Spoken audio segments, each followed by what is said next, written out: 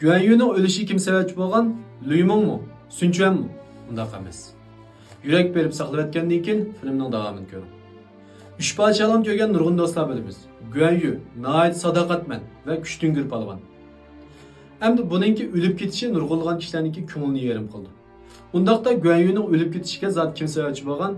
Amaliyotda gapni yig'ib aytgan vaqtda Guan Yu'ning o'lib ketishiga o'zining hakavurligi va o'zini chaqlayanmasligi sababchi bo'lgan deyishga bo'ldi. Ayni vaqtdagi shu holatda Guan Yu'ni o'ldirishga hech kim petlanmaydi. Nimishqa?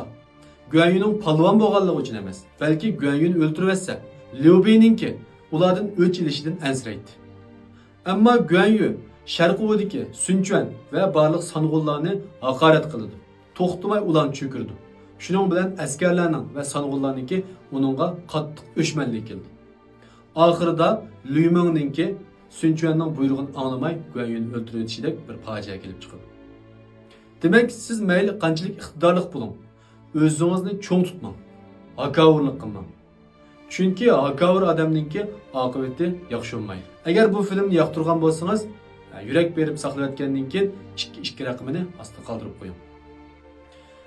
Texnik ko'p, igilik tiklashga va korxonchilik oid mazmunlarga qiziqsangiz, ayrim xonamga uchur qiling.